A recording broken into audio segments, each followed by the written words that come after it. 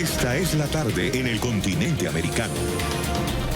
Cuando anochece en Europa y amanece en Asia, así cae la tarde en el continente americano y transcurre la noche y el amanecer en el resto del mundo. La tarde. Hola, bienvenidos a la tarde de NTN 24, el canal de las Américas. Soy Idania Chirinos. Como siempre, un gusto y un compromiso compartir el programa con ustedes. Pero también es cierto de que para hacer esa reconstrucción y hacer ese nuevo comienzo, hay guerras que dar. ¿Saben cuáles guerras hay que dar? Las guerras que hay que dar son las guerras contra la delincuencia y el narcotráfico. Saliendo a terreno, la gente nos dice que está cansada de que la asalten, de que no pueda vivir segura. Y si bien hemos hecho esfuerzos enormes en el gobierno, yo creo que nunca antes le habíamos puesto tanto corazón para combatir la delincuencia, nos falta. No habrá justicia, no habrá paz si no hay justicia. El gobierno de Sebastián Piñera anunció que debe empezar el proceso de reconstrucción, luego de varios días de desmanes en el país a propósito de la protesta por la medida del Ejecutivo de aumentar el precio del transporte. La intendenta de la región metropolitana, Carla Rubilar, ofreció una conferencia de prensa en horas de la tarde, en la que habló sobre los violentos que siguen afectando la obra pública. Desde el Palacio de la Moneda también se pronunció la ministra de Gobierno, Cecilia Pérez, quien aseguró que lo que vive Chile es una situación poco habitual. Hizo un llamado al diálogo nacional para evitar más muertes. Y no queremos más muertes, no queremos más chilenos o extranjeros que estén en nuestro país fallecidos.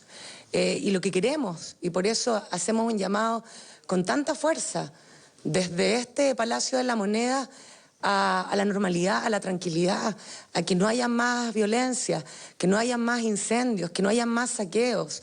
Muchos de ellos efectivamente han fallecido en saqueos. El presidente Sebastián Piñera se reunió con líderes de los partidos políticos de Chile. El encuentro en el Palacio de la Moneda hace parte de la estrategia del gobierno para encontrar una solución a la tensa situación que se ha vivido en el país durante todos estos días. El único partido que rechazó reunirse con el mandatario fue el Partido Socialista, que argumentó que su ausencia es porque no hay presencia de sectores de oposición y organizaciones sociales chilenas.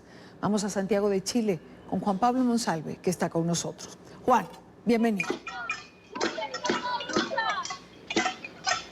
Idania, buenas tardes. Estamos aquí precisamente en una movilización de las muchas que hay hasta ahora aquí en la capital chilena. Son decenas de personas las que van sumándose a distintas marchas. Nosotros estamos ubicados en la comuna de Colina y esta pues ha sido uno de los epicentros de las manifestaciones y también de lo que se ha registrado en los últimos días. Vale la pena recordar que anoche fueron quemados unos peajes muy cerca de donde estamos en este momento. Esta manifestación se ha desarrollado de manera pacífica. Son jóvenes estudiantes que han decidido salir a caminar y obviamente a levantar estas demandas sociales que ellos vienen haciendo, dentro de las que se encuentra pues todo el tema de la salud, el transporte público y también la educación. Sin duda pues esta ha sido una jornada de marchas, de movilizaciones, de protestas.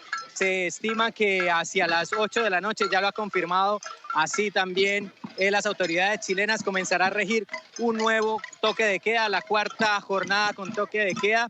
Los militares continúan desplegados en las calles. Se ha confirmado también que son 15 las víctimas fatales en medio de toda esta situación social que se vive en Chile. Y tal como ustedes lo señalaban, pues se espera que efectivamente el presidente Sebastián Piñera continúe avanzando en las distintas reuniones con el objetivo de enfrentar esta crisis social que se vive en territorio chileno. Idania. Ahora, Juan Pablo, las protestas no han parado, han continuado día tras día. Una vez que el presidente Piñera dijo que no se iba a subir las tarifas del metro, ¿qué pide la gente ahora? Es decir, ¿cuál es la queja? ¿Qué hay detrás? Idania, pues la queja es un malestar social que hay básicamente por lo que ellos han denominado lo que es la desigualdad. se quejan muchísimo del tema, por ejemplo, de la salud pública. Aseguran que el sistema está totalmente privatizado, que es muy costoso pagar una salud pública, la salud para las familias en territorio chileno. También insisten en que el tema educativo está pendiente, que lo que hizo la presidenta Michelle Bachelet no ha sido suficiente y que se tiene que avanzar en una educación gratuita, universal en territorio chileno. También insisten muchísimo con el tema de las pensiones. Vale la pena recordar que hay miles de personas en Chile que tienen pensiones por debajo del salario mínimo, lo que hace sin duda pues muy difícil para que estas personas, los adultos mayores, puedan vivir con esos recursos. También hace solo minutos en el Congreso ya se aprobó en una de las comisiones la reducción de la dieta parlamentaria, el salario que reciben los parlamentarios, que es considerado en este momento el salario más alto en América Latina. Ahora, estas medidas, Juan Pablo, evidentemente son paliativas o son medidas de efecto, pero creo que la gente no se conforma, no está satisfecha, quiere medidas concretas y anuncios particulares. Y Dania, sí, pues efectivamente las personas están esperando que hayan cuanto antes medidas urgentes para tratar de solucionar esta situación. En las calles lo que la gente nos viene diciendo en todos estos días que hemos tenido la posibilidad de caminar es básicamente que ellos quieren resoluciones concretas lo antes posible. Ellos están muy molestos con la clase política en general. No es directamente contra el gobierno del presidente Sebastián Piñera, sí lo nombran, pero también hablan de los gobiernos anteriores, aseguran que todo esto que está sucediendo se arrastra desde hace varios años atrás y que básicamente hay un cansancio social. Ya no están dispuestos a seguir soportando esta situación y sin duda pues el costo de vida en Chile es muy alto. Yo vivo acá hace varios años y puedo dar fe de esto y realmente pues las personas han decidido salir a las calles y ya decir no más y de una u otra forma pues buscar la manera de manifestarse. Algo muy interesante que se ha sucedido, Dania, es que los manifestantes también se han tratado de organizar para evitar que se filtren vándalos en medio de estas movilizaciones, porque la mayoría son convocadas de manera pacífica, sin embargo terminan filtrándose encapuchados, que son los que generan finalmente el desorden.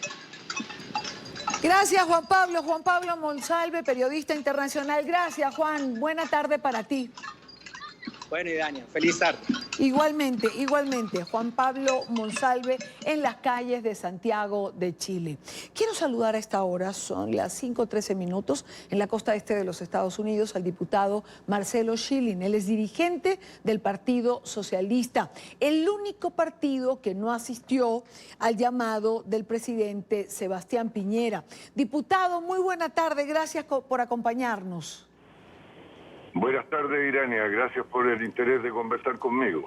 ¿Por qué razón no asistieron ustedes a la convocatoria del presidente Piñera? Mire, primero algo de contexto para que se pueda... ¿Cómo no? Comprender nuestra decisión. Este estallido social tiene ya una larga historia que se tradujo en el descontento con la desigualdad y con los abusos.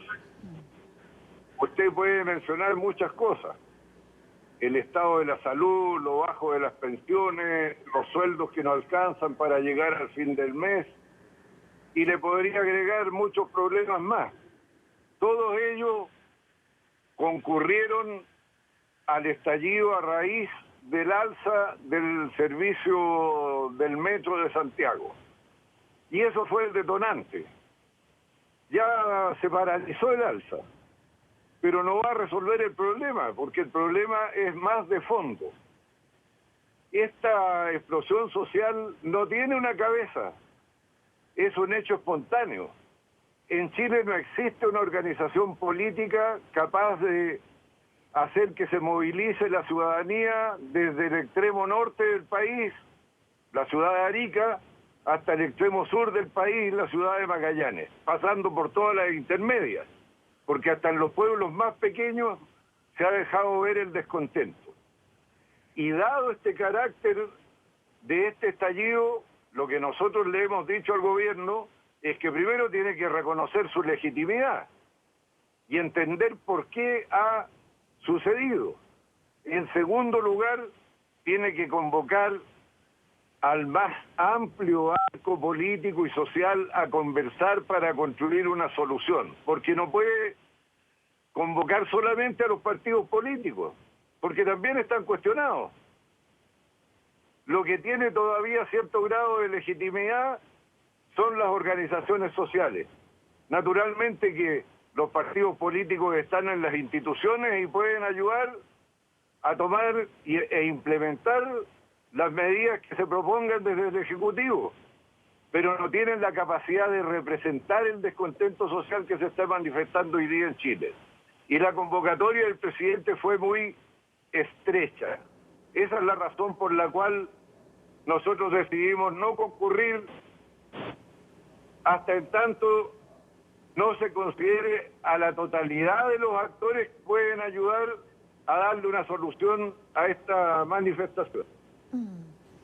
Ahora, señor Schilling, este malestar social que ha estallado en Chile, evidentemente no se gesta de un día para otro. Es un malestar que tiene que venir de muchos años atrás.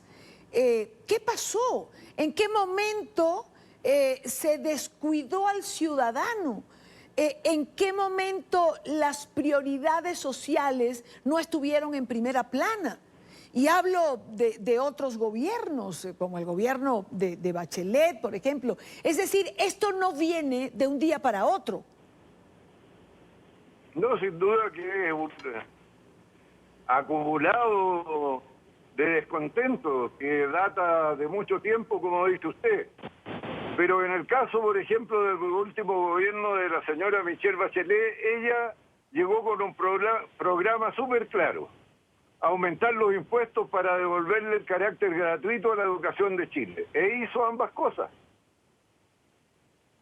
Pero claro, la derecha la criticó fuertemente por el aumento de impuestos, la relativa desaceleración de la economía chilena le fue imputada al alza de los impuestos y de ahí se le calificó de mal gobierno.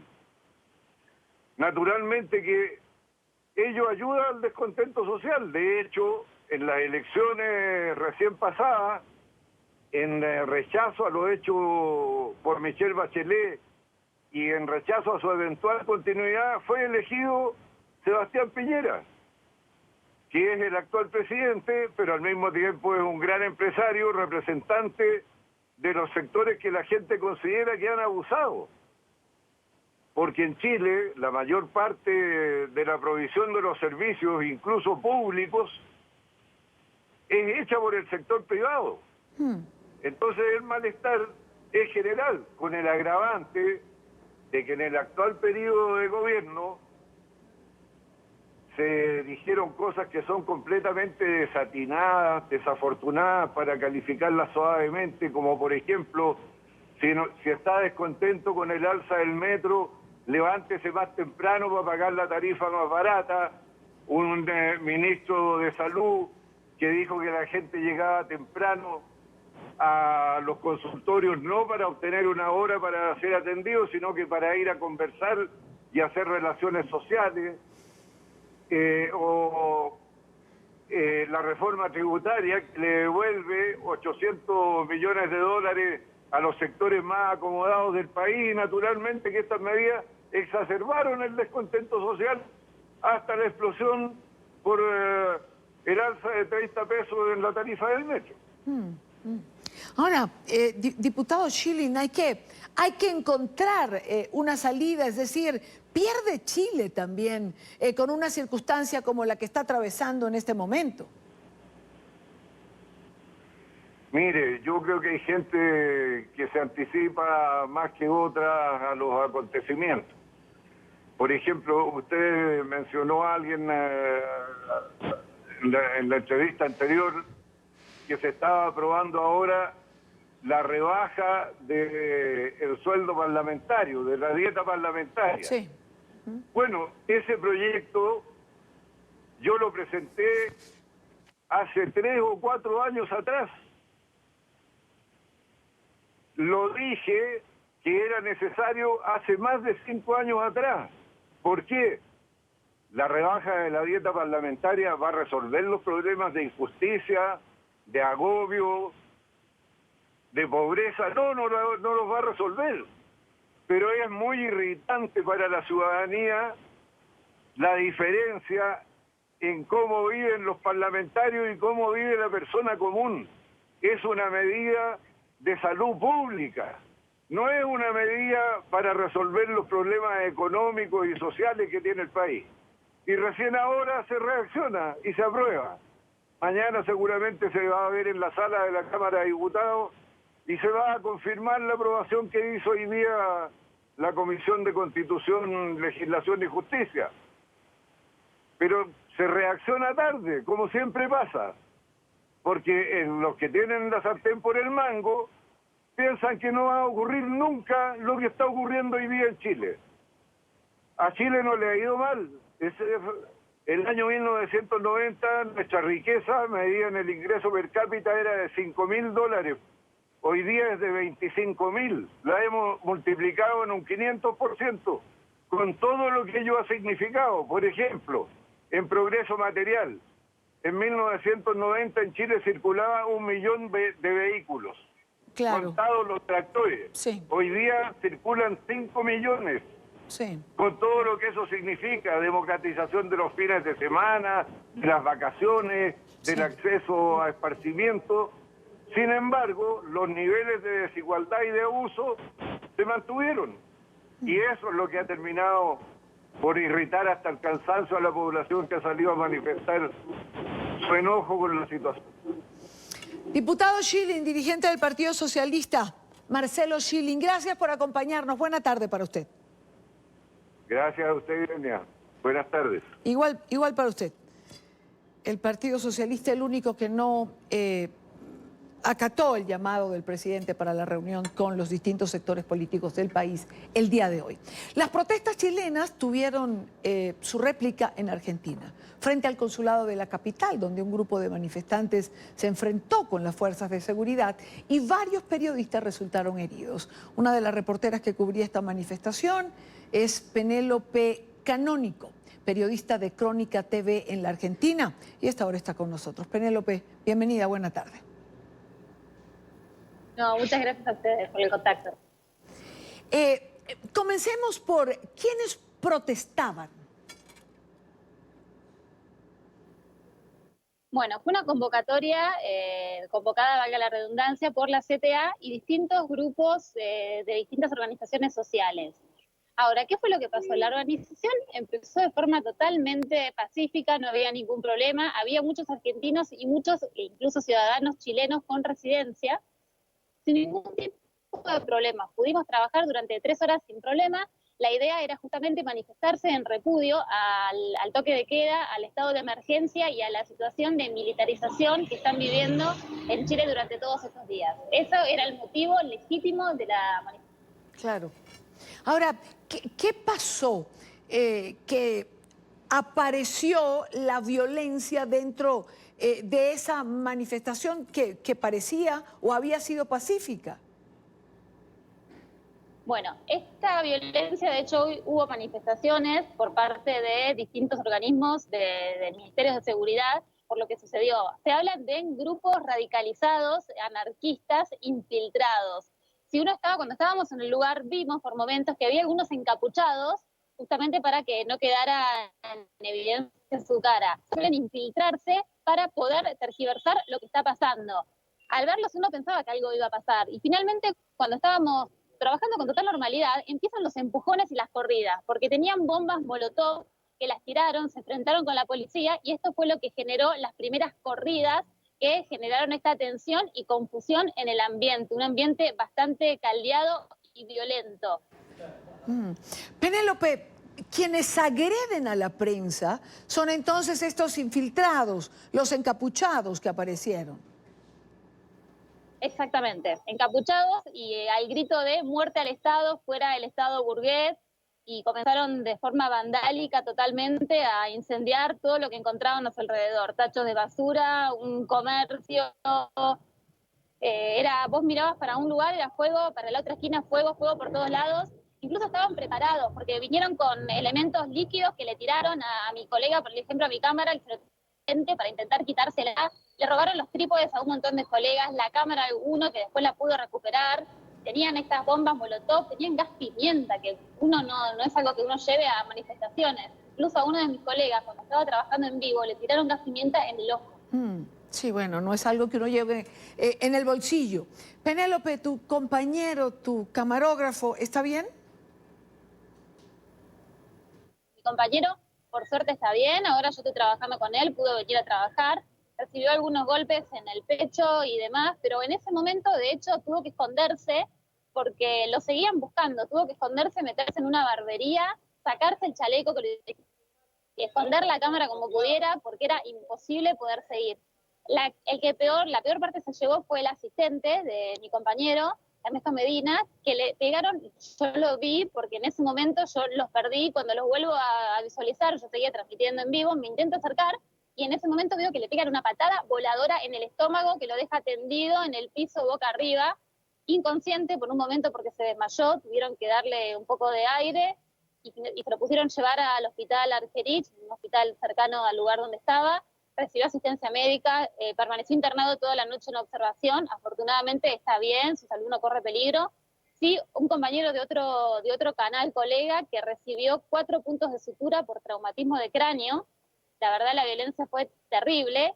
Y los instrumentos de trabajo también, porque a compañeros que estaban trabajando en vivo les intentaron sacar los micrófonos, se llevaron el cubo nada más, los trípodes, bueno, la cámara de otro colega que la pudo recuperar, pero por suerte, más allá de estas lesiones, no hubo mayor peligro. Pues quiero agradecer a Penélope Canónico, periodista de Crónica TV en la Argentina, porque estas protestas de Chile se replicaban en Argentina frente al consulado.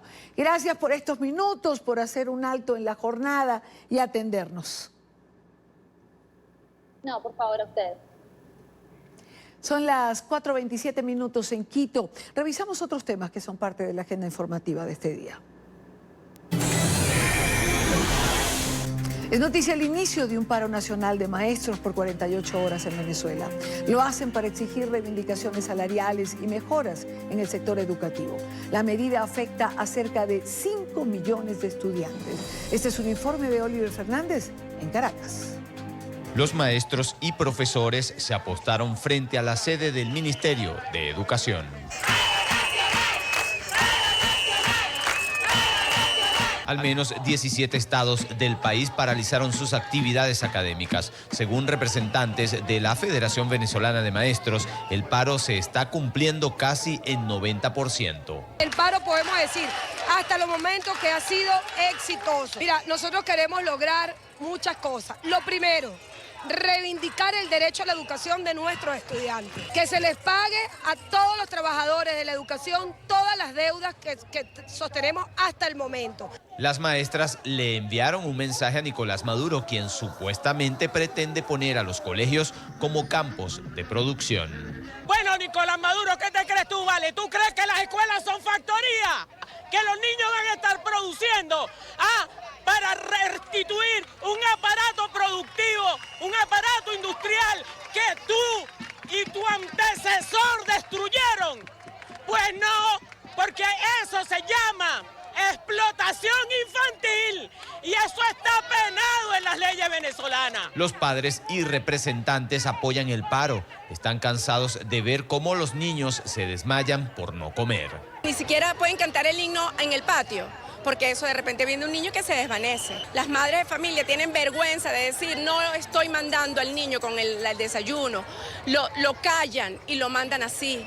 Y después en la escuela es que uno se da cuenta. Maestras que se solidarizan con los niños y prefieren dejar de comer para ayudarlos. Llevas la comida y le ves la cara a los niños y te da tanta lástima que se las prefieres dar. Y uno también está pasando trabajo, necesidades y penuria. Pero ellos no saben desde cuándo no comen.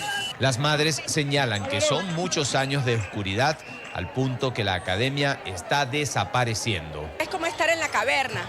yo puedo educar a mi chamo en la casa, pero eso no es la solución. Si el régimen de Nicolás Maduro no cumple con las reivindicaciones salariales de los maestros y profesores y las garantías de alimentación para los alumnos, no se descarta que este paro nacional de actividades se prolongue de manera indefinida. Es la información que manejamos desde Caracas. Continúen con más de la tarde de NTN 24. Es noticia la nueva jornada de protestas estudiantiles en Costa Rica. Los estudiantes se tomaron el casco central de San José para exigir la derogación del acuerdo firmado por los propios rectores universitarios para reducir el presupuesto destinado por el Estado para las casas de estudio superior. El gobierno anunció que tenía una propuesta, pero los estudiantes se niegan a escuchar opciones para obras de infraestructura educativa. Hemos estado días previos trabajando en buscar e identificar alternativas en rutas de salida para atender las preocupaciones que tienen los universitarios y las universitarias de Costa Rica. De manera que con las autoridades universitarias y con los representantes estudiantiles esperamos poder encontrar en el mismo día de hoy esos acuerdos y esas soluciones. Es noticia la incertidumbre en Bolivia por la desconfianza en los resultados preliminares de las elecciones presidenciales del pasado domingo.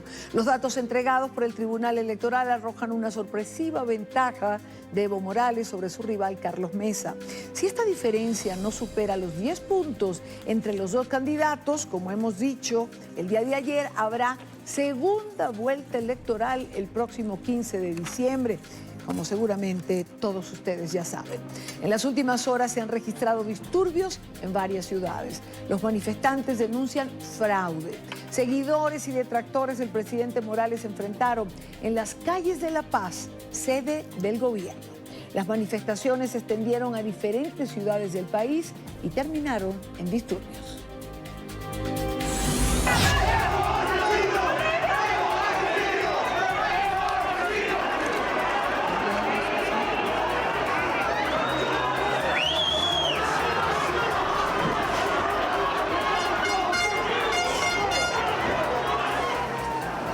En medio de las manifestaciones, el rector de la Universidad Mayor de San Andrés y miembro del Comité Nacional de Defensa de la Democracia, Waldo Albarracín, sufrió una agresión mientras se manifestaba en La Paz, tras conocerse los resultados del recuento provisorio que favorecería en primera vuelta al presidente Morales.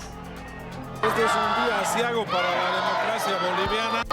Se ha consumado el fraude por el candidato Evo Morales, que nuevamente ha vuelto a usurpar la soberanía del pueblo, nos ha vuelto a robar el voto, el derecho a decidir con nuestro voto quién va a ser el presidente de Bolivia, y eso porque obviamente ese voto en la segunda vuelta se iba a inclinar a favor de Carlos Mesa. Entonces nuevamente nos vuelven a robar la democracia, nuevamente usurpan la soberanía del pueblo y con un fraude pues grosero, impúdico. Otra imagen que se hizo viral en redes sociales muestra el momento en que opositores a Morales derribaban una figura de Hugo Chávez. La localidad de Riberalta, pueblo de la Amazonía, ubicado a 650 kilómetros al noroeste de la ciudad de La Paz.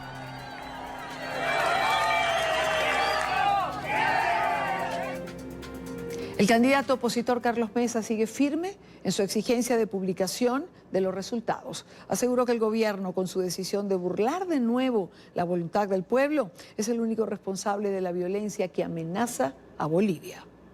De manera arbitraria, de manera discrecional y obviamente por órdenes del gobierno de Evo Morales, el Tribunal Supremo Electoral ha interrumpido al 83% del recuento de votos del TREP la información. Nosotros sabemos positivamente que el Tribunal Supremo Electoral tiene la información del TREP y le exigimos que la haga conocer al país. Con el 100% de los votos del TREP tendremos claramente establecido que no hay posibilidad alguna de segunda vuelta. En la región de Santa Cruz, el Comité Pro Santa Cruz llamó a un paro cívico que comienza a regir en la noche de hoy. Para hablar de esto nos acompaña Tello Cochamanidis, presidente de la Federación de Fraternidades Cruceñas y secretario general del Comité Pro Santa Cruz. Muy buena tarde, gracias por acompañarnos. ¿Cómo está? Muy buenas tardes, un gusto escucharla. Señor Kochamanidis, ¿qué se decidió en la asamblea que tuvieron en el transcurso de la tarde? Bueno, evidentemente lo que estamos viviendo hoy en Santa Cruz y en Bolivia toda es a consecuencia de todo lo que el gobierno viene irrespetando. Primero, violando la Constitución Política del Estado. Segundo, el referéndum del 21 de febrero del 2016. Luego, el Tribunal Supremo Electoral, el Tribunal Electoral. Y bueno, hoy fuimos a una votación donde el único binomio que participaba ilegalmente era el del MAS, el señor Linera y el señor Morales. Y bueno, una vez más el pueblo triunfó en las urnas en un espíritu totalmente democrático. Decidimos por una Bolivia libre, por una Bolivia democrática, y hoy por hoy el gobierno no quiere reconocer que pese a un fraude inminente, y así también lo confirmó la OEA, no han podido llegar al puntaje que necesitaban para ganar directamente, y tiene que haber una segunda vuelta, y el gobierno no está reconociendo eso. El gobierno, al contrario, está militarizando los departamentos. Han habido enfrentamientos con la policía. En otros lugares la policía ha decidido no participar, como es el caso de Potosí, de Sucre. Entonces, ya el gobierno ha mandado militares a Santa Cruz, aquí al departamento de Santa Cruz de la Sierra. Y bueno, lo único que estamos haciendo toda la población, toda la ciudadanía, es defender nuestro voto. Por eso es que hoy, una vez más, entramos a un paro, pero a un paro ya indefinido. En un año hicimos 4 paros, hemos hecho marchas, huelgas, y el gobierno no ha dado el brazo a torcer en su ilegalidad. Lo único que nosotros exigimos es que se respete la Constitución y que se respete una vez más el voto del ciudadano. Señor Kochamanidis, ¿a qué sectores van a participar de este paro? Mire, la reunión que tuvimos hoy fue bastante grandiosa, ya que... ¿Aló? Le estoy oyendo. ¿Aló, me escuchan? Sí, le escucho perfectamente. Tenemos problemas con la comunicación, pero le oímos. La reunión que tuvimos hoy, que ha sido bastante grande, vino gente de La Paz, de Potosí, de Tarija, de Beni, de Pando, de Oruro, de Cochabamba. Prácticamente todo el país estuvo reunido hoy con representación de los comités cívicos de cada departamento. También se nos unió el CONADE, que es el Consejo Nacional por la Democracia, y en la ciudad de Santa Cruz, la gobernación del departamento, la alcaldía municipal, la alcaldía de los municipios, las 15 provincias representadas por su comité, y obviamente las instituciones de la sociedad civil, como es la Federación de Fraternidades Cruceñas, a la cual yo represento. Le agradezco mucho, señor Kochamanidis, por estar con nosotros en la tarde de hoy. Él es el presidente de la Federación de Fraternidades Cruceñas y secretario general del Comité Pro Santa Cruz. Se anuncia este paro que comenzaría en la noche de hoy. José Manuel Ormachea, candidato a diputado por el Departamento de La Paz, por Comunidad Ciudadana, que es el partido de Carlos Mesa, está también con nosotros en la tarde de hoy. Bienvenido, buena tarde, diputado, gracias por acompañarnos. ¿Qué tal a toda la gente de NTN 24 y un saludo a todo Latinoamérica? Un paro como el que se está convocando para horas de la noche de hoy es exitoso si logra ser un paro nacional de los sectores más importantes. ¿Cree que esta convocatoria sea acatada de esa manera? Bueno, nosotros como Comunidad Ciudadana, el partido que está llevando a Carlos Mesa a la segunda vuelta, si es que los resultados fuesen transparentes, cosa que dudamos seriamente en todos los sectores de la oposición boliviana que así lo sean. Pensamos que es totalmente legítimo la movilización de todos los sectores, los cívicos, los activistas, los jóvenes, para exigir al gobierno del Movimiento al Socialismo de Evo Morales y además al Tribunal Supremo Electoral de que no se consume una irregularidad como se sospecha ampliamente que se está realizando en estos momentos a través del conteo de los votos, que ha durado muchos días, más de los esperados, y además que está poniendo en serias dudas lo poco que quedaba de democracia formal en este país, en Bolivia, que si es que se consumase el fraude, estaría siguiendo claramente los pasos de Nicaragua, los pasos de Venezuela, los pasos de Cuba, ¿no? Creemos que es legítimo, pero evidentemente instamos como comunidad ciudadana a la ciudadanía a que se movilice siempre de manera pacífica, siempre de manera no violenta, ¿no? El gobierno nos ha acusado a nosotros, a través del ministro Carlos Romero, de estar incitando a la violencia como organización política, lo cual es completamente falso. Nosotros siempre hemos llamado a las movilizaciones pacíficas, ¿no? Todos tienen el derecho de movilizarse en nuestro país, es un derecho constitucional y no vamos a permitir que se dé el fraude electoral en los siguientes días. Justo iba a preguntarle eso. Es decir, Evo Morales perdió un referéndum en el 2016 en relación a su reelección. Hizo caso omiso.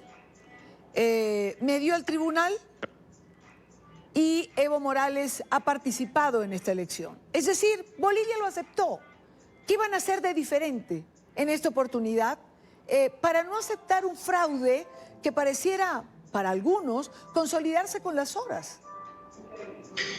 Mira, evidentemente se ha dado un fraude desde el momento en el que Evo Morales ha ingresado en la papeleta de manera ilegal y que le ha permitido el Tribunal Supremo Electoral, que tiene no a vocales sino a militantes del movimiento al socialismo, y así lo denunciamos, como quienes son las personas que están votando, están contando los votos de las bolivianas y los bolivianos, y eso empieza desde habilitar a Evo Morales hace un año atrás para las elecciones, cuando el voto del 21 de febrero del año 2016, claramente el voto de todos los bolivianos le ha dicho que no. Pero evidentemente nosotros como comunidad ciudadana no podíamos dejarle la cancha abierta, la cancha sin jugador enfrente a Evo Morales para que se eternice en el poder. A pesar de toda la adversidad, a pesar de toda la guerra sucia, a pesar de que toda la cancha estaba desnivelada a favor del socialismo y con el visto bueno del Tribunal Supremo Electoral para ello en todo el proceso electoral,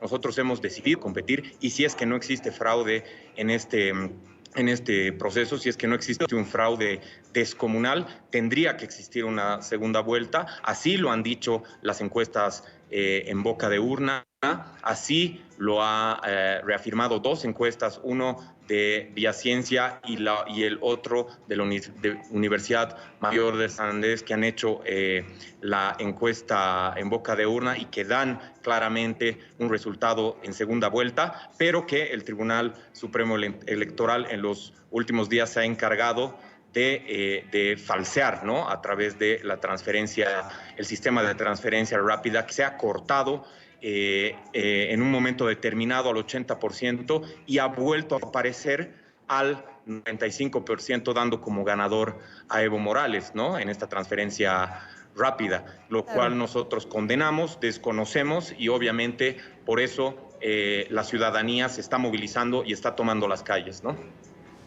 José Manuel Ormachea, candidato a diputado por el Departamento de La Paz, por Comunidad Ciudadana, que es el partido del candidato Carlos Mesa. Muchísimas gracias. Buena tarde para usted.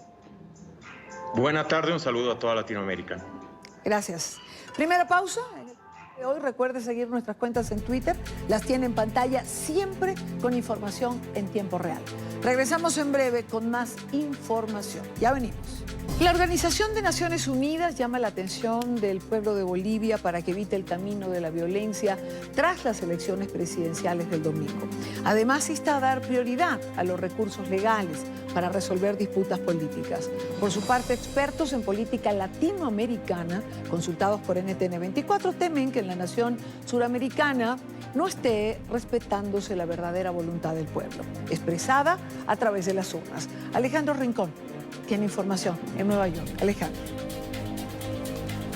Hola, feliz tarde de martes para todos. En estas horas que son críticas para el futuro sociopolítico de Bolivia, hemos buscado el concepto de un experto en asuntos de democracia latinoamericana, quien considera que ahora mismo podría estar terminando de gestarse el robo de un proceso electoral presidencial. Hay enormes dudas sobre lo que sucedió en el momento cuando dejaron de transmitirse los resultados electorales y cambió rápidamente la tendencia que ahora favorece la reelección de Evo Morales. Parece que ha triunfado solo con la margen mínima para no enfrentar una segunda vuelta. Parece como demasiado bueno para ser verdad. Ya veremos. Pues ya vimos esta película en América Latina. Se llama Venezuela. Ya vemos como ciertos gobiernos y ciertos líderes tratan de perpetuarse en el poder y no escuchar la voluntad del pueblo. La comunidad internacional, entre tanto, ha emitido una variedad de reacciones que tienen un hilo conductor común a las declaraciones que ustedes acabaron de ver. Pedir a las autoridades electorales bolivianas el respeto por la verdadera voluntad del pueblo, en tanto que también hay preocupación por el surgimiento de hechos de violencia posteriores al proceso electoral. Y allí se inserta la reacción que NTN 24 obtuvo hoy de parte de la Secretaría General de Naciones Unidas.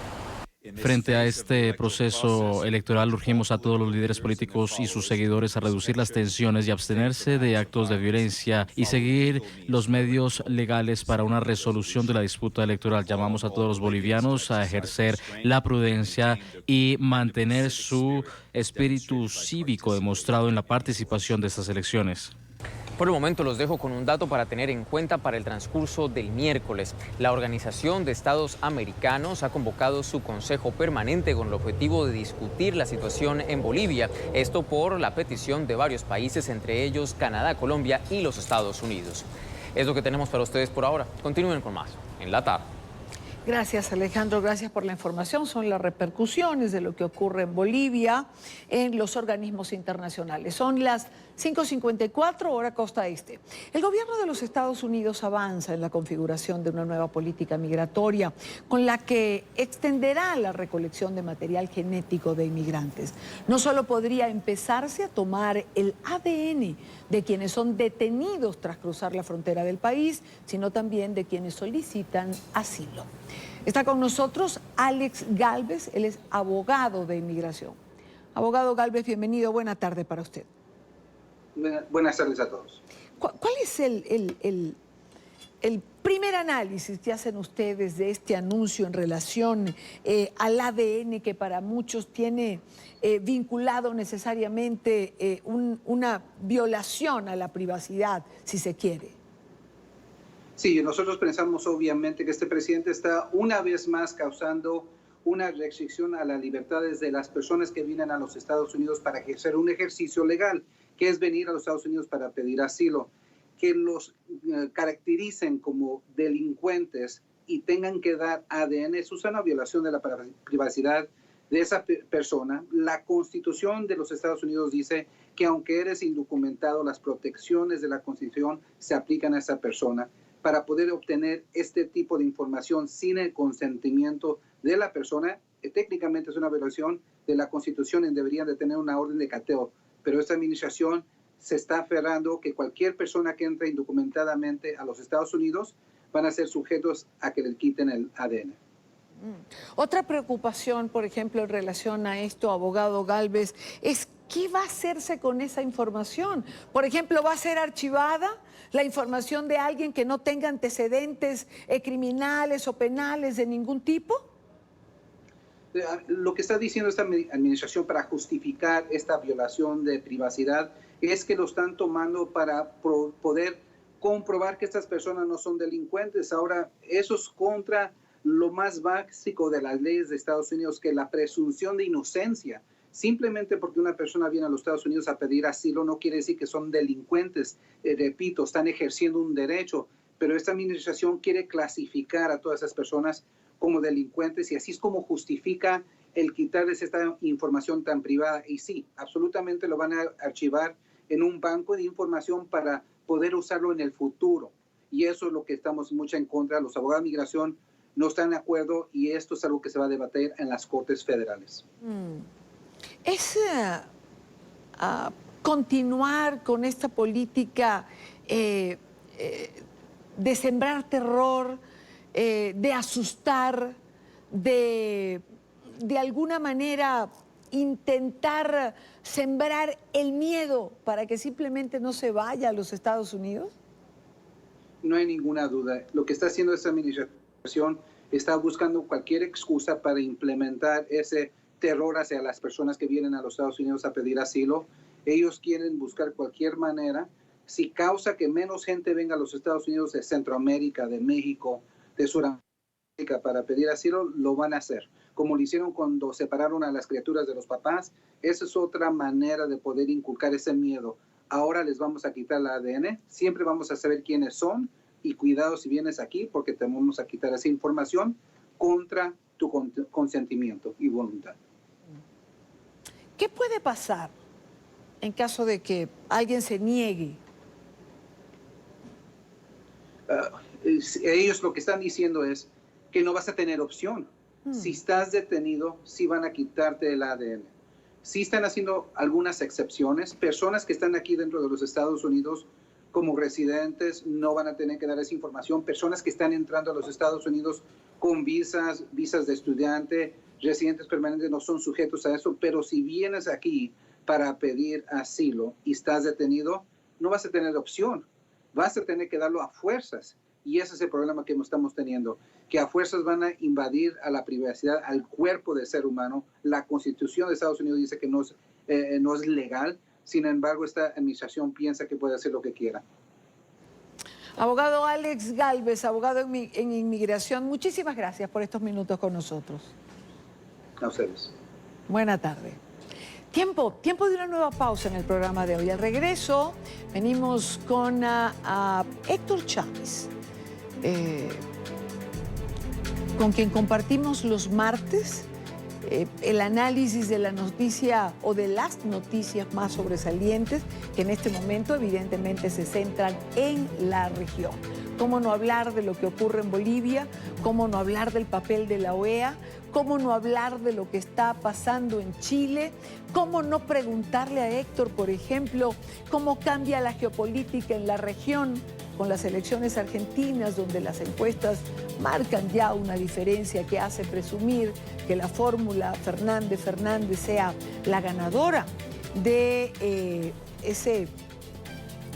esa elección que va a definir de una forma u otra el futuro de los argentinos? De esto y más al regreso en la tarde de NTN 24. Quédese con nosotros.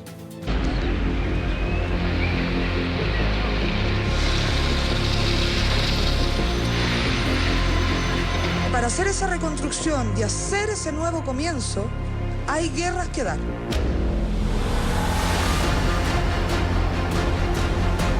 No queremos más muertes. No queremos más chilenos o extranjeros que estén en nuestro país fallecidos.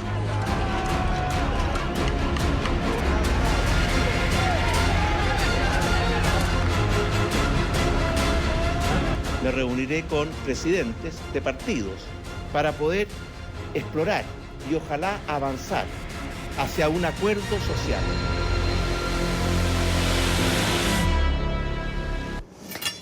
Dos noticias acaparan la atención en la región. Hablamos de ellas en la primera parte del programa y lo haremos en esta parte. Veíamos imágenes de la primera. Al sur del continente, Chile vive horas de intensas protestas que han llegado a la violencia en las calles. El presidente Piñera se ha reunido el día de hoy con los partidos políticos intentando buscar soluciones a la crisis que ya cobra 15 vidas en suelo chileno. La otra, un poco más al norte del hemisferio, en Bolivia, en medio de la expectativa por el resultado de la elección presidencial del pasado domingo. Luego de que el Tribunal Supremo Electoral suspendiera y reanudara el conteo, los ciudadanos salieron a las calles a protestar, denunciando el fraude.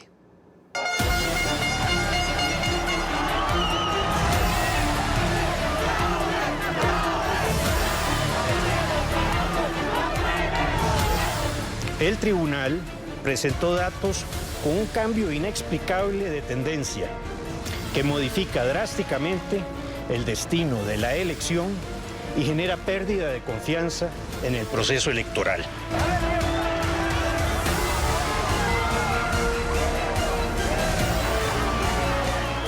Su dictadura no va a durar y que este pueblo que está aquí no le va a permitir que sigan cometiendo atropellos. ¡Viva la democracia! ¡Que viva!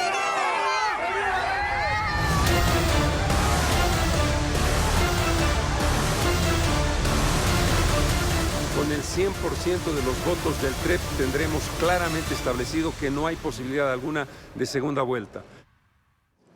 El resultado que a esta hora publica el Tribunal Electoral, Evo Morales sigue al frente con un 46.40% de los votos, mientras que el opositor Carlos Mesa tiene un 37.07%. Según estos datos, habría una segunda vuelta el 15 de diciembre.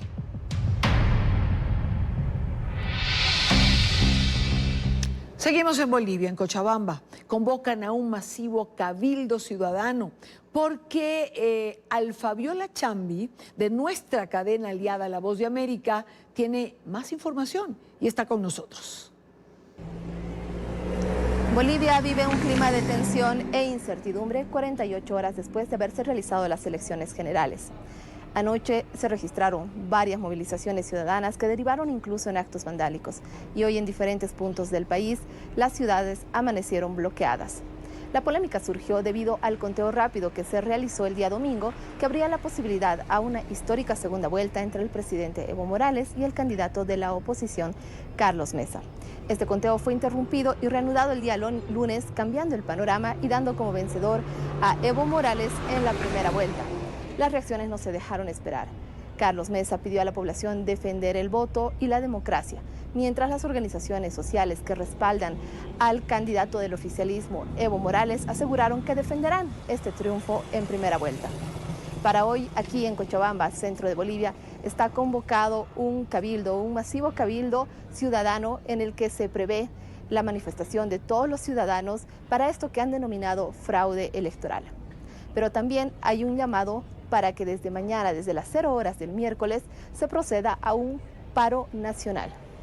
Este es el panorama que se vive en Bolivia, un panorama complicado que esperemos tenga solución en los próximos días, a la espera de los resultados oficiales de las elecciones generales.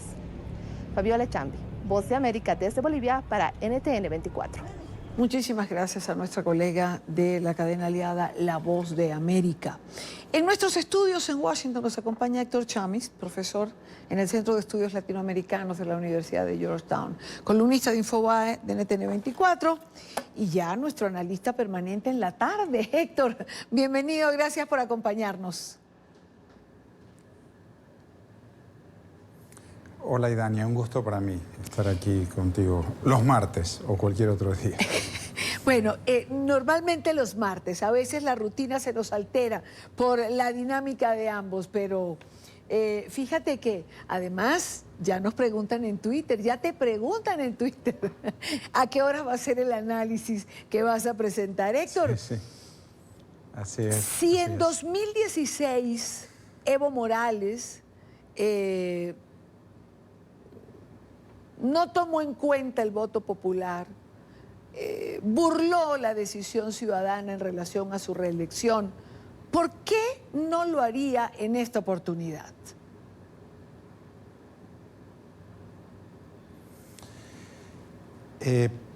Esperemos que no lo haga, eso primero que nada. Tal vez ahora tenga menos margen de maniobra para burlar la voluntad popular. Esta suspensión de conteo, esta repentina interrupción de transmisión de datos, por supuesto llama la atención, sorprende, decía ese comunicado de la OEA que leyó el canciller González, ex canciller de Costa Rica. Por cierto que la diferencia no es suficiente para, aún en el conteo del propio Tribunal Oficial de Bolivia, la diferencia indicaría aún así una segunda vuelta. Y yo creo que ojalá Evo Morales pueda entender que esa segunda vuelta es necesaria de cualquier forma, porque las irregularidades y las sorpresas y los cambios de tendencia inesperados de importante magnitud deslegitiman un resultado favorable para Evo Morales. Entonces la única manera que él tendría de resolver esa cuestión, de recuperar legitimidad, es con una segunda vuelta, y que esa segunda vuelta gane o pierda. Pero yo creo que esa es condición necesaria para la estabilidad de Bolivia. Evo Morales en su cuenta, es que estoy viendo otro tuit que ya te voy a comentar, sobre el que seguramente vas a tener algo que decir, pero Evo Morales acaba en su cuenta de Twitter de colocar un mensaje hace unos minutos y habla de una reunión productiva con observadores, delegaciones diplomáticas y de la Unión Europea y la OEA para escuchar y responder ante preocupaciones. Dice Evo Morales que le ha reiterado la invitación a que fiscalicen todo el proceso de cómputo de votos, acta por acta, con todas las garantías. Hay también un segundo comunicado de la OEA donde dice que han podido constatar que por actos de violencia se ha interrumpido el conteo en 9 departamentos, si no recuerdo mal. ¿Tendrán las comisiones de observación todas las garantías? Bueno, ojalá, es necesario. Yo creo que de otra manera Bolivia se encamina a una profunda división política y tal vez social si esto no se resuelve de acuerdo a la legalidad correspondiente y con el suficiente consenso para que esta elección termine bien. Enhorabuena si esa propuesta es genuina por parte de Evo Morales, enhorabuena, y que se lleve adelante y que se les dé las garantías y que sea cual fuera ese examen, esa posterior fiscalización de los votos acta por acta, que ambas partes entonces se avengan a aceptar ese veredicto, de manera tal que pueda recuperarse la estabilidad que hoy Bolivia no tiene, evidentemente, porque un sector político de la sociedad, el no oficialista, se siente vulnerado en sus derechos y probablemente con razón. Ahora, Héctor, en caso de que no se den las garantías necesarias, de se diga que Evo Morales ha ganado en esta primera vuelta, que no se vaya a un balotaje, que no se legitime, como bien tú señalas, la pregunta es, ¿la OEA irá mucho más allá de preocuparse y sorprenderse?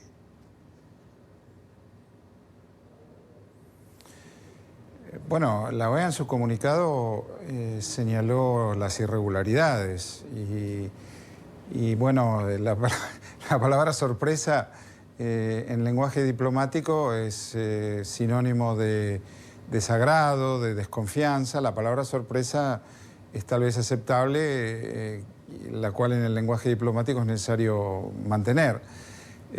Pero la OEA ya indicó de una manera bastante fehaciente que el conteo rápido ya iba en esa dirección. Digamos, lo que estaban haciendo iba en dirección de una segunda vuelta. Entonces,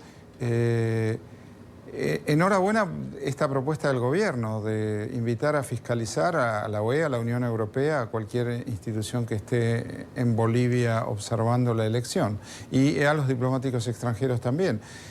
Si el gobierno acepta eso y se aviene a esa determinación, a esa conclusión, bueno, estaremos en un terreno mucho más estable y mucho más legítimo para Bolivia y para ambas partes, ¿no? Para Mesa, el candidato que sería partícipe de la segunda vuelta, y para Evo Morales. Claro, claro. Esto más allá dime, sí. No, termina, por favor.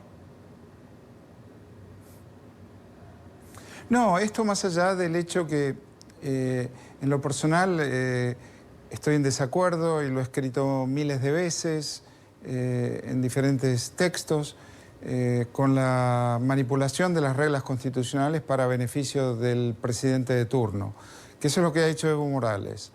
El problema es que Evo Morales no es la excepción en la región. Son muchos los presidentes que lo han hecho. Y entonces estamos en un terreno donde algunos colegas míos han hablado de hiperpresidencialismo, de superpresidencialismo, donde los presidentes gozan de poder discrecional tal que les permite cambiar las reglas y quedarse más tiempo del tiempo estipulado al ser electos. Y luego volver a cambiarlas y un periodo se hacen 2, 2 se hacen 3 y en algunos casos 3 se han hecho elección indefinida, reelección indefinida. Y por supuesto que estoy en desacuerdo, eso se convierte en definitiva en un sistema autoritario, un presidente sin alternancia y se convierte en un déspota. Claro. Al final del proceso. Y hay cualquier cosa pero menos la desgracia democracia. es que, de vuelta, exactamente, pero el problema es que no es solamente Evo Morales que lo ha hecho, no es solamente la izquierda, si Evo Morales es la izquierda, no es solamente la izquierda que lo ha hecho, también lo ha hecho la derecha, también lo ha hecho el centro, también lo ha hecho Menem en Argentina, también lo ha hecho Fernando Enrique Cardoso, que es el campeón de la democracia, lo ha hecho en Brasil. Oscar Arias en Costa Rica fue el primero en invocar la reelección como un derecho humano. Es triste porque Oscar Arias es un estadista de fuste, de gran credibilidad internacional. Bueno, ha abierto la puerta para que otros continúen ese ejemplo. Y los otros son Evo Morales, que utiliza la misma terminología. Y es desafortunado, pero los malos ejemplos son bastante frecuentes. Claro, claro. Ahora, quedándonos en el caso que nos ocupa, que es Bolivia, quiero compartir contigo y con nuestra teleaudiencia un tuit sobre el cual quisiera un comentario. Porque tiene que ver con lo que estamos hablando de la OEA, pero aparece el expresidente Ernesto Samper, el expresidente de Colombia, y dice que la OEA no tiene derecho a desconocer los resultados de las pasadas elecciones en Bolivia, legitimando una segunda vuelta. Pedimos respeto por el Tribunal Supremo Electoral y los resultados definitivos de los comicios que hasta hoy indican una victoria del presidente Evo Morales. Esto dice el expresidente colombiano Ernesto Samper. Yo acabo de ver, justo lo tenía nuestro equipo de producción en pantalla, los resultados actualizados del Tribunal Electoral. Y no hay un margen allí que dé ganador a Evo Morales. No sé si es que el expresidente Samper tiene alguna información que nosotros no tenemos, Héctor. Es una buena pregunta, es una hipótesis válida. Ernesto Samper no tiene credibilidad, todos sabemos por qué. La OEA está allí porque fue invitada por el gobierno. Toda observación electoral de carácter internacional tiene la invitación del gobierno que organiza las elecciones, de la OEA o de la Unión Europea. Y por supuesto que eso es importante para los países porque les otorga credibilidad y legitimidad al resultado electoral. Los países se benefician con eso. Colombia, que es el país de Samper, también tiene a la OEA observando sus elecciones. Entonces, el presidente Samper, si está hablando, ya sea porque tiene información o porque está avanzando una estrategia política, bueno, no lo sabemos. Hoy lo que sabemos es que esta invitación se cumpla, a que se fiscalice, se revisen todas las actas y los observadores internacionales lleguen a un veredicto que el gobierno acepte y cumpla, sea cual fuere, y eso le dará credibilidad a este proceso y recuperará la legitimidad que ha perdido, dadas las protestas que se observan en muchos lugares del país. Dejemos Bolivia a un lado, digamos que es noticia en desarrollo, habrá que saber qué resultados finalmente dará el Tribunal Electoral, y me imagino que a partir de allí pues habrán posiciones tanto dentro como fuera. Creo que el pueblo boliviano además se está movilizando por primera vez, eso es importante. Han habido varias confrontaciones, se anuncia una huelga desde Santa Cruz. Tendremos que ver con qué convocatoria cuenta. es, como digo, noticia en desarrollo. Vayamos a Chile. ¿Qué está pasando en Chile, Héctor?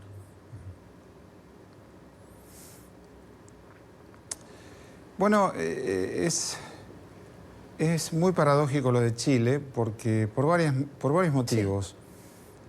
Uno es que Chile es de los países con menor desigualdad y más alto producto per cápita del continente. Es uno de los países que en los últimos 20, 30 años ha hecho los mayores progresos. Es un país con más prosperidad que la vasta mayoría de los países de la región. Esto no necesariamente significa que no haya descontento, porque también sabemos que la prosperidad puede generar descontento cuando expectativas de mejoras aún más altas no son cumplidas. Hay muchísima literatura sobre el tema, cómo las movilizaciones y la protesta no son producto de la privación, de la pobreza, sino de lo contrario, de la modernización y de la prosperidad que en algún momento queda truncado. Entonces, bueno, hay mucha parte de esta protesta que es genuina y tiene que ver con eso, que es un fenómeno sociológico estudiado en detalle durante muchísimo tiempo. Lo otro que sí me llama la atención acerca de Chile es que la magnitud de la protesta y el carácter de la violencia es sorprendente, y no uso la palabra como la usó la OEA, sino que la uso de manera preocupada. Y no puedo dejar de pensar que hay intervención de elementos extranjeros, que el PC chileno obedece a La Habana, y que no quiero sonar conspirativo, a veces siento que con estas cosas uno termina en una conspiración y el argumento es descontado por otros. Pero es inevitable ir en esa dirección, donde ciertos elementos forman parte de una estrategia de desestabilización que tiene que ver con una larga historia en Colombia, de desestabilización en Colombia, en Ecuador recientemente, hoy en Chile. La magnitud de la protesta hace pensar eso. Mira, el presidente Ricardo Lagos, antes de ser presidente, socialista, antes de ser presidente fue ministro de Educación. Y tanto como ministro de Educación como presidente tuvo tremenda cantidad de manifestaciones de estudiantes de una manera casi constante. Estudiantes protestando por diferentes circunstancias que tienen que ver con la educación en el país. Desde los costos, desde las becas, boletos estudiantiles, pasaje estudiantil, durante larguísimos años. Bueno, nunca los estudiantes en aquellos momentos fueron a incendiar estaciones de metro, nunca fueron a destruir locales comerciales, nunca prendieron fuego a buses aparcados en determinados lugares de diferentes ciudades. Sí. Entonces esto da que pensar que es más que una protesta por expectativas sociales frustradas. Y por el otro lado, también es cierto, a fuerza de ser objetivo en el análisis, que el presidente Piñera no ha tenido la mejor de las reacciones, ¿no? No ha tenido la más política y la más estratégica de las reacciones. Esto no es una guerra, dijo, estamos en guerra. No es una guerra es otra cosa. Esta es una gran protesta social con elementos desestabilizadores.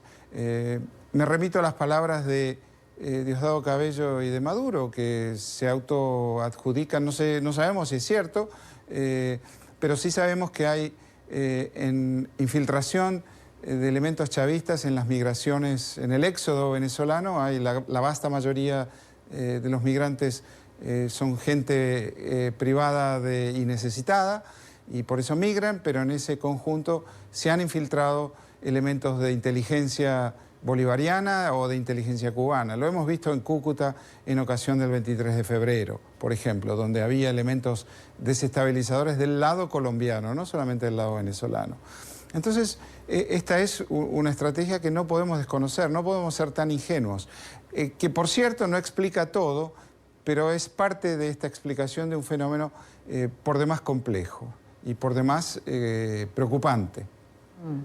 ¿Tú sí estás de acuerdo entonces, Héctor, con la hipótesis de que esto de alguna manera está planificado?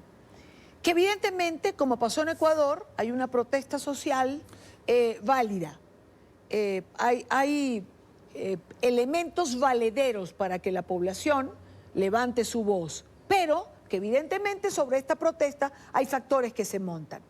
Esto, para ti, como decía María Corina Machado en una rueda de prensa hace unas horas, ¿está planificado por el Foro de Sao Paulo?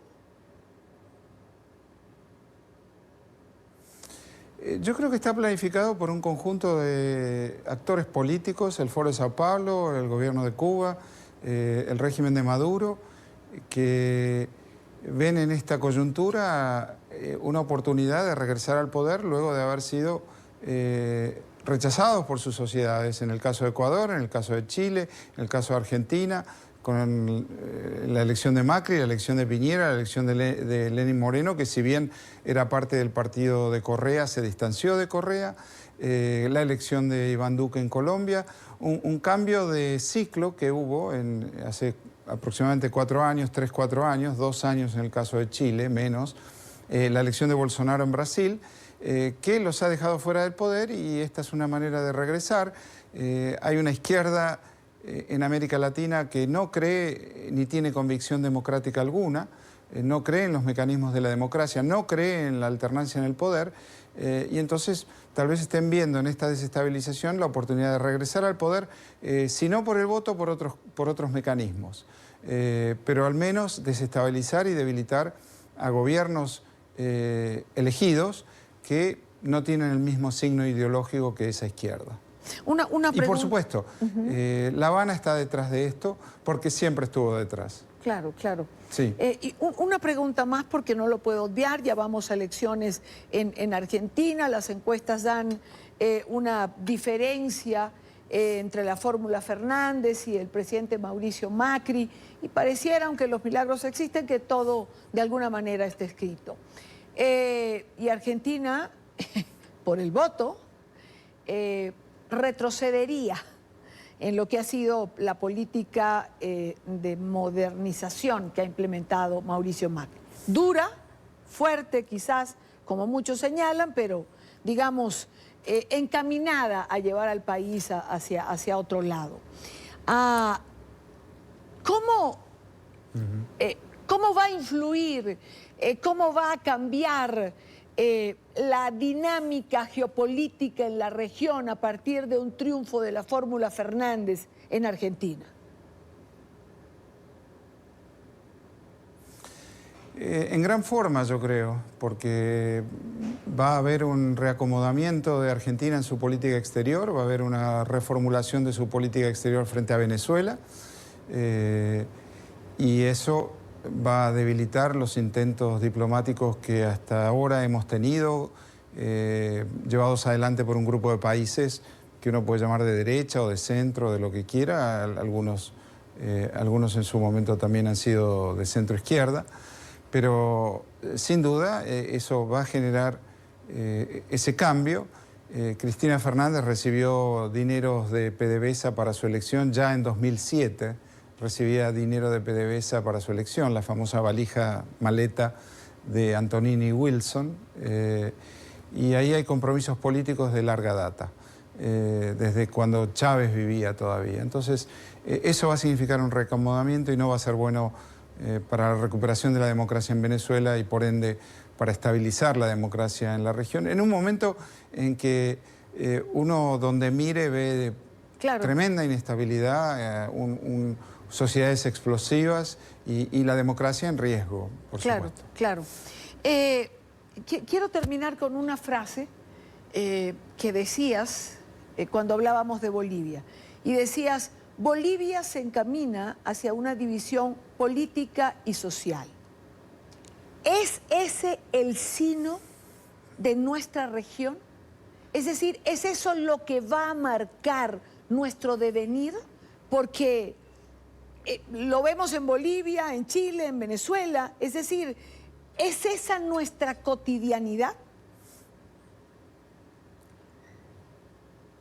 Sí, casi como si fuera un fatalismo que tenemos, porque Fíjate lo siguiente, Evo Morales sí produjo enorme progreso social en Bolivia, sí produjo prosperidad, crecimiento económico, mejor distribución en un país profundamente desigual, socialmente hablando, pero eso a costa de perpetuarse en el poder, quedarse en el poder más tiempo del que estaba estipulado al llegar y generando este tipo de reacciones políticas. Es como que no podemos juntar la democracia, la estabilidad política con la equidad social.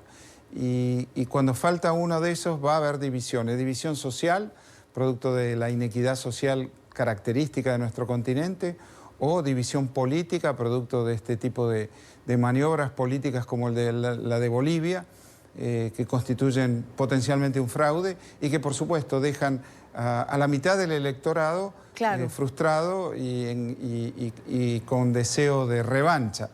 Porque por el otro lado, nadie gana con el 80% de los votos. La realidad es que el que gana una elección en una democracia, con suerte gana por 10 puntos de diferencia.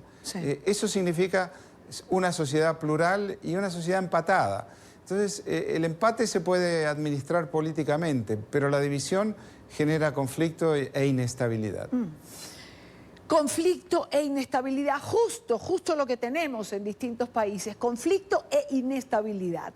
Héctor, gracias, nunca es suficiente el tiempo para conversar contigo. Gracias por acompañarme siempre. Lo mismo digo, hasta siempre. Gracias. Vale, buenas tardes. Héctor Chamis. Pausa en el programa. No sin antes invitarlos a que se suscriban a nuestro canal en YouTube, la dirección en pantalla. Todo nuestro contenido multimedia, entrevistas, reportajes y la señal en vivo de nuestro canal. Conéctese a la información, conéctese a NTN 24. Andrés Manuel López Obrador defiende su política de seguridad. Durante la conferencia matutina, el presidente de México fue cuestionado nuevamente sobre la decisión de liberar a Ovidio Guzmán tras el operativo fallido del pasado jueves en Culiacán, en Sinaloa. López Obrador aseguró que desconocía la operación que adelantarían las Fuerzas Armadas, pero que confía en cada decisión. Agregó que pese a las críticas, no cambiará la política de seguridad pacifista que mantiene su administración. Sin embargo, dijo que el hijo de Joaquín, el Chapo Guzmán, y actual líder del cártel de Sinaloa, sigue siendo un objetivo de las autoridades mexicanas y estadounidenses. Yo no estaba informado, no me informan en estos casos, o sea, porque hay una recomendación general, hay un lineamiento general que se aplica, le tengo mucha confianza. Sirve para reafirmar nuestra vocación pacifista. Una masacre ordenada por el presidente es una mancha que no se quita ni con toda el agua de los océanos. Una masacre ordenada por el presidente. Está con nosotros Gerardo Garibay Camarena, él es doctor en Derecho, analista político y editor de Wellington. Señor Garibay, bienvenido, buena tarde, gracias por estar con nosotros. Hola, muy buenas tardes, gracias a ti y a todos los televidentes. A ver, el devolver al hijo del Chapo Guzmán, estas palabras me quedan sonando, una masacre ordenada por el presidente, es decir, el Estado mexicano o el crimen organizado, en este caso el cártel de Sinaloa, ¿está de igual con el Estado?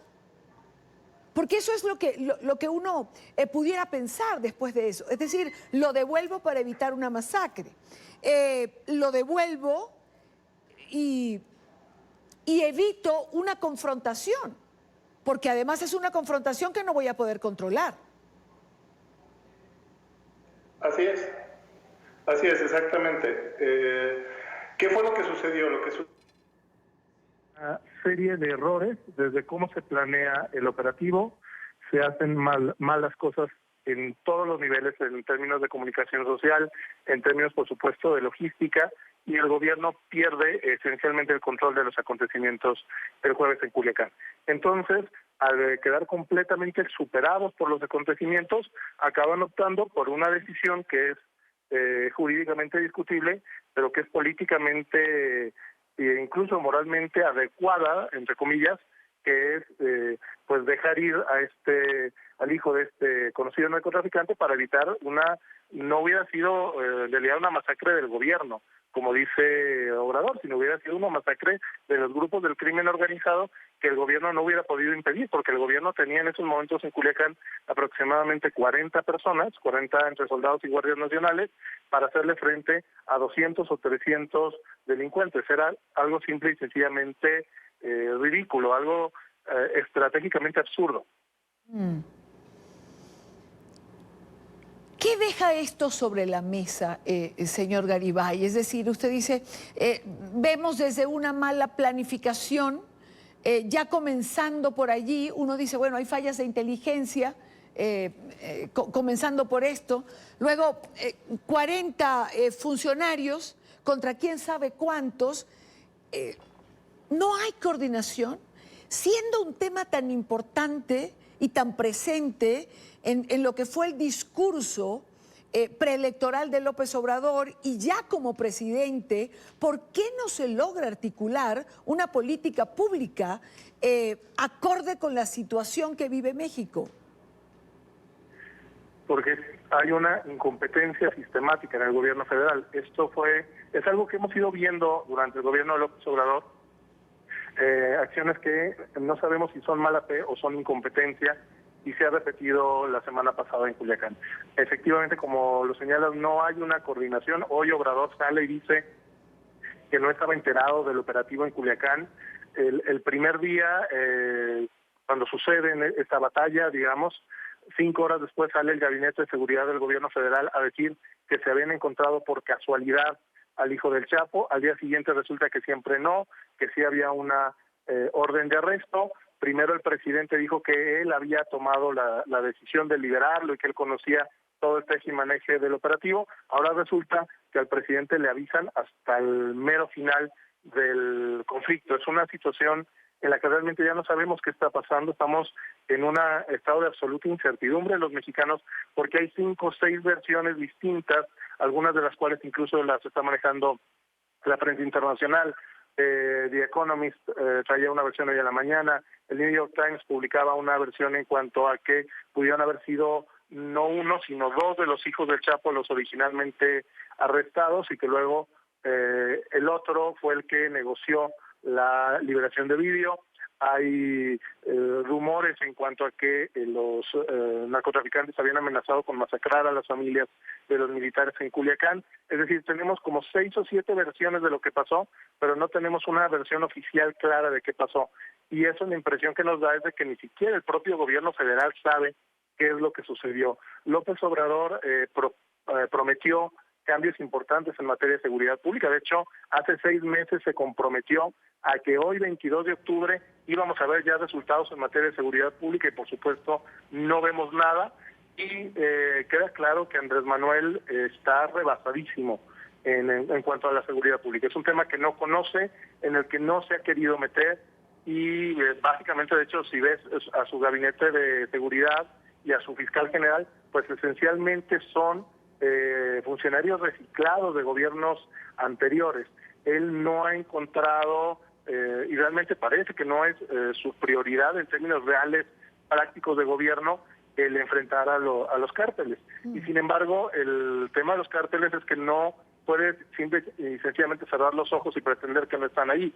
Ahí están y los tienes que enfrentar de algún modo, tienes que dialogar con ellos de algún modo, y López Obrador no ha atinado realmente a tener una estrategia congruente que diga sí vamos a seguir la guerra de este modo, o no la vamos a seguir, pero vamos a hacer A, B, C y D en lugar de esa guerra. Entonces se ha quedado como en una especie de limbo, esperando que no pase nada, y finalmente pues, la semana pasada pasó algo, ¿no? Pasó el peor enfrentamiento que se recuerda en la historia de Culiacán.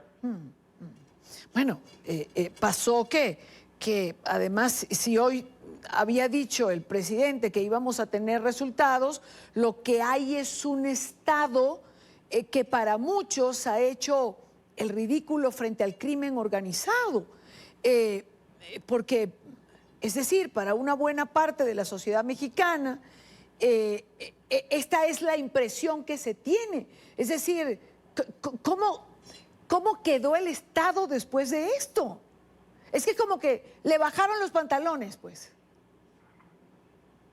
Sí, efectivamente, quedaron en ridículo. No hay otra forma de entenderlo, no hay otra forma de justificarlo.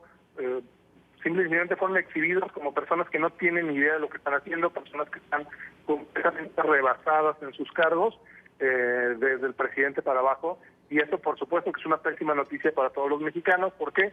Porque básicamente lo que ha sucedido en Culiacán es que le han tomado la medida, como decimos en México, al presidente. Entonces, tiene dos sopas: o volverse a olvidar del narcotráfico y que esto de Culiacán lo siga persiguiendo como una mancha digamos, de su cobardía, porque incluso las encuestas que se hicieron después del tema Culiacán, más del 54% de los mexicanos consideraron que la actitud del gobierno había sido cobarde.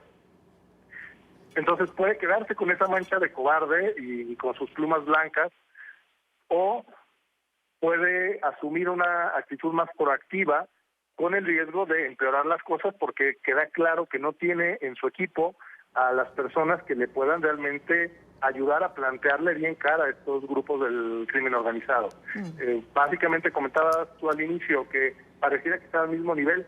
En muchas partes del país incluso parece que los que están por encima son los grupos del crimen organizado, y el Estado se ha reducido a un papel de comparsa, a un papel de coexistencia, pero que depende de la misericordia del cártel, como se vio muy claro en Culiacán. En Culiacán el cártel demostró que si quieren pueden masacrar a la ciudad y no hay nadie que se los vaya a impedir. Y eso es una lección verdaderamente escalofriante para todos los que vivimos en México. Por supuesto que sí. Señor Garibay, le agradezco mucho su tiempo. Gracias por estar con nosotros.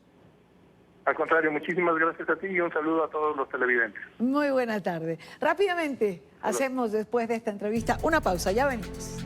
Llegamos al final de la tarde de hoy. Gracias por habernos acompañado. Les dejo nuestras cuentas de Twitter. Recuerden nuestro canal de YouTube, nuestra página web, Instagram. Son plataformas todas para encontrarnos. Les espero mañana a la misma hora para compartir, analizar, debatir la agenda informativa del día. Buena tarde para todos.